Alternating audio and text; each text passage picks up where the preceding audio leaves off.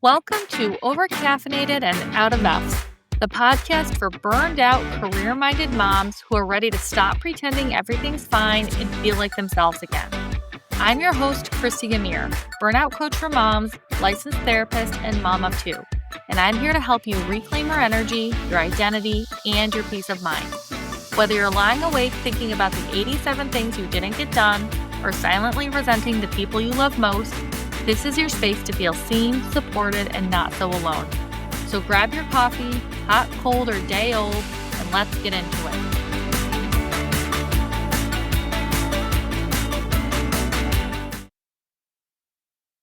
Hey everybody, it's Christy. Welcome to Overcaffeinated and Out of Effs. In today's episode, I'd like to welcome our guest, Katie Thompson. Katie is an author, audiobook narrator, and creative entrepreneur based in Georgia. She's had a lifelong love of stories in all their forms: books, film, theater, music, and art. That passion has shaped both her work and her life, pushing her to explore creativity from every angle. Katie holds a bachelor's degree in film, media studies, and art, as well as a master's degree in journalism and media studies. She's always been a consummate learner, drawn to new ideas and new ways of seeing the world.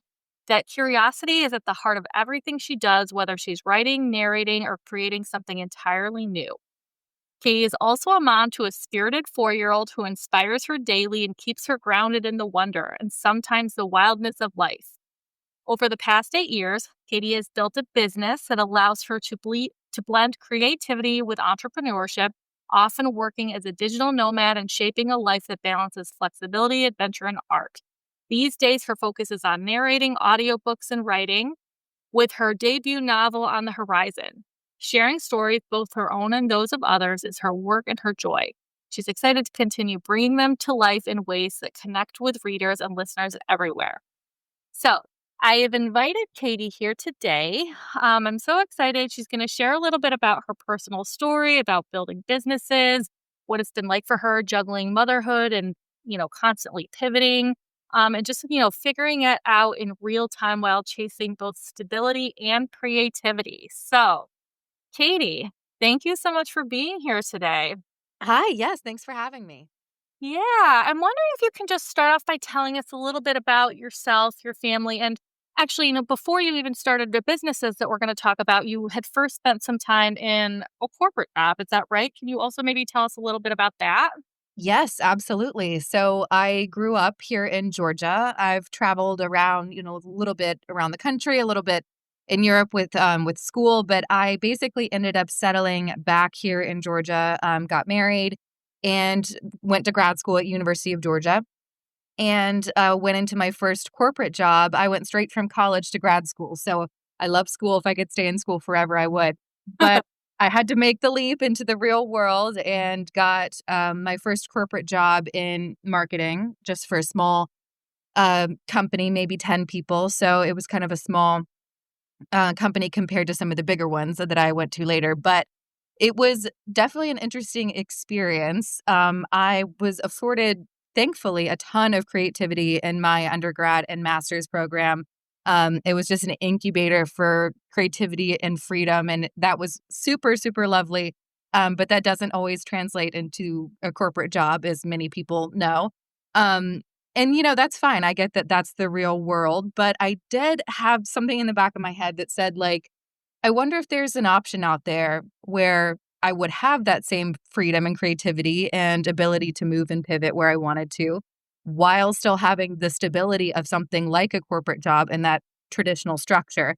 I hadn't really been exposed to that kind of trajectory growing up, but I knew it was out there just because I had been listening to podcasts and following bloggers. And I'd seen people make their own way and create their own businesses. I just had no idea what that looked like or what it took. So, I spent some time in corporate between, 2 or 3 different jobs. But basically from the very beginning, I said, let me get a side hustle going. Let me just take what I know how to do from my degrees as well as my passions. And I've got the weekends and I've got mornings and nights. So let's use them. And that's what I did. So I started, from the ground up and started as a side hustle, and it's evolved greatly over the years. But yeah, that's kind of where my journey got started when it comes to my career. So you kind of did both of them overlapping at the same time, and then when your businesses really took off, that's when you decided to step back from the corporate world? Yes, yes, and it was definitely not an overnight thing. I graduated from graduate school in 2015. Um, Started my job immediately, and like I said, almost immediately I started these side hustles. So I started as a photographer doing family photography, wedding photography, opened that up to videography, things like that. So I was doing that for a while. I started my own podcast. And I was doing all this on the weekends and in the morning before work and when I got home. So it was something that I loved to do. So I was just raring to go and do it. It wasn't a burden at all, but it was a quite a bit of work, as you can Mhm. imagine. And so I did that till I was about to, let's see, we moved to Utah and I did some teaching for a while. And I decided, all right, in 2018, I think I have the time that I need to dedicate towards this job. It's getting sucked out from my real job, so I need to make the switch. So I decided to go full time in 2018, and it's been what 7 years now that I've been full time through working full time and then through postpartum and all of that good stuff. Well, yeah, and it sounds like all of that sort of happened. You talked about working mornings and evenings and weekends and all of that. So it sounds like all of that was really happening before before motherhood. Yes, way, way before I even got engaged. My husband's been kind of a witness to the entire, view of how this business has been built. But yeah, I started back when we were just dating. We got engaged, moved to Utah, and all that good stuff. So yeah, it's all been before motherhood, and I definitely had motherhood in mind when I was building it, though, because I knew I definitely wanted to be at home with my kids, but I also wanted to contribute financially, but continue with my passions and my growth because I tend to want to pivot and change a lot just because I like to follow my creative whims. So I wanted the ability to do that while raising my children as presently as possible. So I definitely had that in mind when I started it. So you were planning. You knew that these were the thing this was the direction that you wanted to go. You knew that that was the journey so you wanted to take, and so you were trying to put all of these things into place before that happened. It sounds like you were really thinking about it a lot. So I'm curious, like once you did become a mother, what did you find, really surprised you most about, doing these different roles at the same time? Yes, I think like all first moms or most that I've talked to, you just kind of don't know what you don't know. You go in super positive and, thinking everything's going to kind of go a certain way. And sometimes it does, and sometimes it doesn't, which is still fine. But I had given myself a paid maternity leave by working 3 months ahead of time so I could take those 3 months and still get paid. So I was very proud of that. But then I went into my maternity leave and then came out of it. And I said, great. I've been working from home since 2018 or before that, 2016. I know how to do this. I know what distractions are like. I can organize, I can schedule. I just thought I'd be able to work on my computer with my little baby next to me and her bassinet. That quickly was, something that was dispelled, not because I couldn't get work done, but just there's so many different demands that you would just have to attend to as a new mom. So, and I was pumping and all that good stuff. Yes. So, it just didn't lend itself to the same schedule that I thought. So that was my first kind of benchmark of like, all right, where can we pivot from here? This is not the end. This is just like we got to take a different path because I definitely did not want to be overstressed. I wanted to enjoy that newborn, time because it's a very short time that goes quickly, but I also didn't want my business to just die. So I had to Yeah. figure out where that pivot was gonna happen. So, how did you manage that? Where did you end up pivoting? Well, I was very honest with my clients. I was a one-woman show. I did all of everything by myself. I had not hired any help at this point. And so I just was honest with my clients and said, "Hey, here's my new schedule." And some said, "I've loved working with you, but I just need more time." I gave them recommendations for other people to work with, no problem. But luckily, I had some fantastic clients that said, "Give us what you got. Like, whatever you can do, we want to stick with you because of what you bring to the table." So that was great. These are people that I've been with 6, 7 years now. So that was a really lovely thing to get that response. Something that I have to say that I don't think I would have gotten from corporate because that same loyalty just because of what you offer, I don't think exists in a lot of corporate structures. So that was really refreshing. So I pulled back and I scaled back on just number of clients, but I also was feeling incredibly burnt out on the business in general. And I wanted something new and fresh. As I mentioned, I like to change things up. Mhm. So I said, what can I do in my home? Something that's going to get me excited, something that's going to fuel my passion, and something that I can do while maybe the baby's sleeping. And so I pulled on some of my acting skills that, I've acted my whole life just for fun and started narrating audiobooks. And so that was kind of a new venture after pulling back from that original business. Wow. Wow, that's amazing. And I have to say, as I'm listening to you talk, one of the things that I'm just really loving how you're talking about all this pivoting, specifically because one of the things that I think that so many moms do struggle with, especially once they have kids, is, a lot of times things do change for them in terms of their priorities and what they want for their career. And I don't know that moms always think about like the pivots that they can make and whether that's okay and things like that. And so I love that you were just sort of showing them that, it's okay to do those things. Like it's normal for things to change once you have kids. It's normal for, the path that you take to change. And it's okay to, make those kinds of decisions that are ultimately going to be more aligned with where things are at for you at that point in your life. So I love that you were talking about all of that. Thank you. So when you became a mom and when you started to make these decisions and you started to make these changes, were there any guilt or identity struggles that came up for you? Oh my gosh, yes, so much. I think it's probably one of the most difficult, transformative, amazing experiences that I've ever had, through all of the different things that I've changed. And when it came to how I identified in my life, this was by far the most massive. And yeah, so I had to really understand what is guilt from my own sense of, am I not like going up to my own expectations as a parent, or what is guilt that's being put onto me by the world? Because there's two different things. Yeah, I might not Mhm. be going up to my own expectations and I need to make a shift there.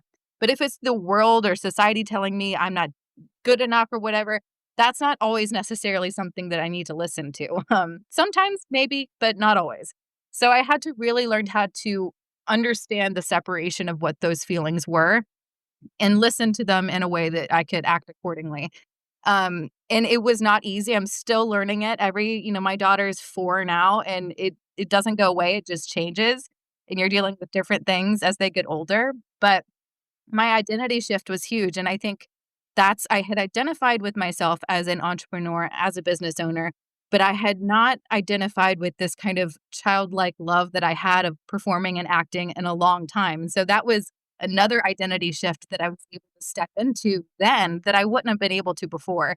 That motherhood opened up for me to look at, hey, what did I love to do as a little girl? What made me excited? Just that's all that mattered about just being excited.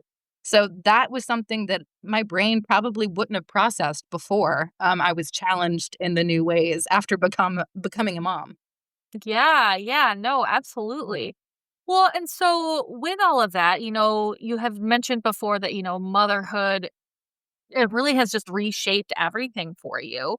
And so I'm curious, like, how did that change the way that you viewed work and really what success looks like for you? Yes, it's also changed quite a bit. Like I mentioned before, when I first started this business, I had motherhood in mind, but 24, you just really have no idea where you're going to be at 31, 32, or 28 even. So it all just changes what your expectations are going to be. But success for me had always been being able to balance the roles that I want to have within my family, as a partner, as a mother, as a sister, friend, all those things with, the roles that I want to have within myself with performer, creative, entrepreneur, and not one taking away from the other, but finding a way to support the other.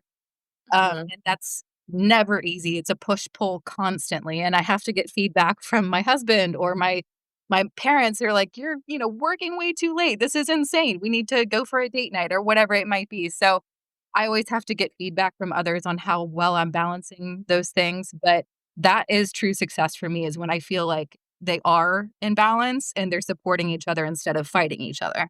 Mhm. Well, and I like how you are looking for, feedback from other people that, you trust, people who know you really well. Not to say that we always have to take all the feedback that's given to us, but I think a lot of times when we're right in the middle of something, we have a hard time seeing outside of it. And sometimes we don't always recognize, we don't always see right away, where there are problems. And I think a lot of times people who are a little bit outside can have a different perspective that can be really helpful. So again, not that you necessarily have to follow it, but just, asking those questions and being open to that feedback, I imagine is really valuable for you. Yes, and I'm the type of person where I can get a little hyper focused. I can get Hmm. a little hyper focused if I'm excited about something, a project, I wanna start it now, I wanna jump into it now. And so that, motherhood, you have to, it makes you slow down a little bit. It makes you say, "All right, well, we can't do this now, but maybe we can paint together later," and that's a project that I wanted to do. So, it makes you kind of reevaluate how your patience is doing because you have to have a lot of it. Yeah, no, for sure. Absolutely. Well, and what you were saying, I mean, it's all very inspiring. I know that there are a lot of moms who are listening who really want, change for themselves. They want freedom, they want flexibility, they want to do something differently, but they feel trapped because of fear or uncertainty. In your case, you left a stable job, to pursue something more creative. Now, granted, you already sort of had the systems like put in place to support you with that, but it's a big change that can be really scary for a lot of people. So I'm curious, how did you manage, any thoughts and feelings um, of fear, uncertainty, all of that when you started to, start your side hustles and make those shifts? Yes, this might sound contradictory as an entrepreneur, but I am pretty risk adverse. I'm not somebody that's going to just jump into something and hope it works out. I know when I was first starting my side hustles and listening to all these podcasts and stuff, the topic of like when is the time to make the leap is one of the most talked about things, and everybody has a different, set of advice or things that you should do. But mine is since I am risk adverse, I was very much like, I'm not gonna do this until all the building blocks are in place. There is still going to be a sense of risk, but it was much lower than, some other people might feel comfortable with. So I set all that up in a way that I didn't have to feel so scared about it. I, of course, had immense, support from my now husband and my family who my dad's been an entrepreneur in his life as well, so I had a great resource there. But I just had a lot of outside support, which I know a lot of people don't have. So Mhm. I understand that sometimes you have to be your only cheerleader. And even if you do a ton of outside support like I do, oftentimes the one that's the cheerleader that's going to be the most important is going to be yourself anyway. So for anybody, and the thing about fear is it's a muscle. The Mhm. fear, getting over that fear, it's a muscle. It's not going to, just like any other muscle at the gym, it's not going to be strong immediately. You've got to test it and strengthen it every single day. And so, like small little things, you don't have to make the biggest leap tomorrow, but small little changes, small little decisions, that's going to strengthen that muscle. And then one day, 6 months from now, a year from now, you're going to make a choice and say, God, a year ago, I would have been terrified to do that. But you built Mhm. that muscle up and now you feel like you're ready. So that's part of those building blocks as well. Yeah, yeah, no, absolutely. And to your point, I mean, I think that people have varying degrees of, risk tolerance. Some people are very comfortable with taking big risks and other people not as much so. But, obviously, anytime we're faced with any kind of a risk, we really sort of need to examine, um, what, like, not just what we, not just how comfortable we are. I mean, we obviously have to explore that, but we have to also just sort of explore what do we want to change? What do we want to be different? Because like making changes can be scary. but sometimes staying exactly where we are, sometimes staying put and not doing anything differently can also feel scary, Yeah. So And sorry, go ahead. I think about like the two sides of risk. What's the risk if I don't do this? And what's the risk if I do? Mhm. And a lot of the time, the risk of doing something might seem super scary, but if you look at the other side of the coin, what's the risk if I don't do this? It might be bigger to where, you lose part of yourself. You're, maybe not as happy or you lose certain opportunities. So, it's always good to look at both sides and say, well, I guess it's would be way worse if I didn't just try. Yeah, no, absolutely. And again, I think sometimes like taking a risk can feel really scary for people because of the unknown, because we don't necessarily know what's going to happen. Whereas when we don't always know what the outcome is going to be, but sometimes when we don't make changes, when we stay exactly where we are, we might have a better idea of what things are going to look like. And that might feel more comfortable, but that doesn't more comfortable isn't automatically better, Right. right? It's Right. just depending on the situation again. Mhm. So, with that in mind, like, you said that you are a bit risk averse, but you had all the building blocks in place. So you did what you could to, minimize that risk. Did you ever then question whether you had made the right decision by making such a big change? And if so, like, how did you work through any, feelings of self-doubt that you might have experienced? Yes, I think any entrepreneur has that "oh crap" moment of like, I think I made a huge mistake. This was whether it's a day that you just had a bad work day or you're just like, this is just too much pressure. Especially if you're doing it just by yourself. You've got to be the marketer, the accountant, the, admin, everything. It can be a lot of hats to wear. And I think early on, I had a lot of skills and knowledge that I had built up, but coming into a situation where I didn't feel as knowledgeable, that is super scary for me. And so, I maybe had a client that things didn't go well with, and they decided to not work with me anymore and that kind of stuff. So there are those moments where you're like, all right, well, I'm throwing in the towel. Everything's ruined. um, and those moments are tough, but often you sleep it off, and the next day you're like, well, it wasn't that bad. We can pick up and move on. But it feels really bad in the moment. Yeah, no, absolutely.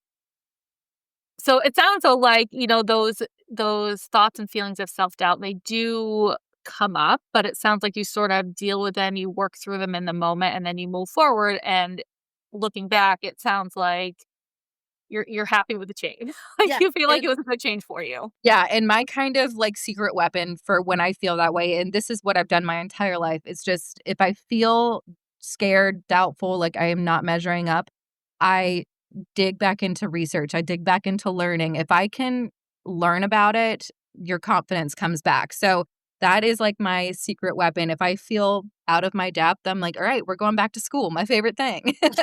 You just jump back in and learn more, and that's all you can really do. Yeah, yeah, no, absolutely. Well, so then, okay, we've spent a lot of time talking about, these career changes, Mhm. these pivots that you've made. Coming back to the conversation specifically about, doing all of this while also being a mom, the experience of motherhood as well. How do you personally manage the struggles of wanting to be a fully present mom and then also pursuing your creative work? Yeah, it's a balance that I'm still working on every single day. Luckily, we found a fantastic, like, Mother's Day Out preschool program where she goes a couple of hours in the morning. So I have some of that time back, but before she didn't go until she was about 1.5, 2. So before that, it was really just finding, all right, well, just like if somebody wants to get in shape for a marathon, they might have to get up early and go do their run then. Or if they want to study for law school, they're going to have to stay up late after the kids go to bed.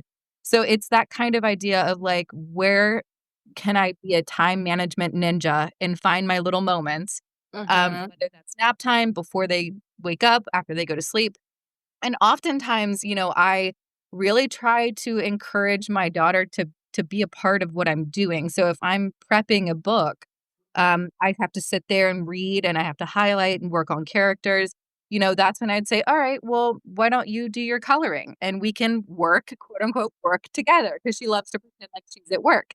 So finding ways to include her in my process, not only does that, I think, make her feel really important, she loves it, uh, Mhm. but it just is another way to be like, okay, we're balancing in real time with the two roles that I have. Yeah, yeah, no, absolutely. And it allows you to do the work while, to your point, being present with her, right? It's not like you're necessarily choosing one or the other, but you're sort of just blending those two things together, it sounds like, where you can. Mhm. And then I'm also curious about, for yourself, taking care of yourself mentally and emotionally. Is there anything specific, any specific boundaries or systems that you've put in place to protect yourself in that sense? Yes, I think that I have a habit of turning my hobbies into businesses. And that's great because I love what I do and I can make money doing stuff that I love. But over the years, I ended up with no hobbies and a bunch of businesses. So I said, okay, I have to put a boundary in place that some things are just for fun. They're not for money, they're not for building your career. It's just for fun to make you happy. And luckily, I still am able, I know a lot of narrators, or not narrators, but some people that are in business, they like can't listen to business books or they can't listen to business podcasts. They're like, I need a break from business, which I get. But luckily, I'm still able to read all the time, even though that is my job, but it is so separate from what I'm doing in the booth. And I'm able to, create art that has nothing to do with the graphic design that I'm doing for a client. So I'm able to kind of make a separation between the two so I don't get burnt out and I have no way to replenish my cup. Well, that sounds like not only are you doing those things as a way to prevent yourself from getting burnt out, but it sounds like by having that separation, by having some things that are really just hobbies and not your work, it sounds like that's also a way to help you stay connected to your own identity beyond work and motherhood. Yes, 100%. That's been so super important to me. It's something that I want to model for my daughter that we contain multitudes and, we can have multiple roles. And, of course, some in different parts and different phases are going to be more important and get more of a priority. But the other ones are still there and deserve love and care, and they will come out when they're ready to come out. And so, yeah, that's a very important thing that I want to pass on. Yeah, yeah, no, absolutely. So I know you said that you made a lot of shifts and changes, and I just want to, so I'm understanding right. You said that right now you're working on the audiobooks, or what is your focus and work like right now today? Yes, so I have kind of 3 things that I do. I still work with my original business that I scaled back after I had my daughter. I have, a couple of clients that I work with, on a weekly basis. So then my main focus is narrating audiobooks outside of that. So that is what I'm focusing on most of the time. But I have also written a book. It's actually about narrators. So it's kind of, bloomed from my experience in this awesome industry. So, I've gone back to doing a little bit of writing as well, just been inspired by a lot of the incredible authors I've worked with. So those are my 3 kind of branches at the moment. Yeah, and at the moment, it sounds like you've got these 3 things happening, and for Yeah. now, and as it sounds like as things change, maybe those things will change too, but, Yep. like, that's sort of like the beauty of what you've set up for yourself. Yes, and I always have found that, the skills and the connections and the knowledge that I gain in one facet of my business, it will shift and change into another facet of the business, and it's, builds on each other in a really in a way that makes sense. It might not make sense to everybody, but it makes sense to me. Yeah. Yeah, no, well, you're the one that it has to make sense to, Right, right? right. So, where can listeners go to learn more about you and the work that you are doing? Yeah, absolutely. So if you listen to audiobooks, you can just search my name, Katie Thompson, on Audible.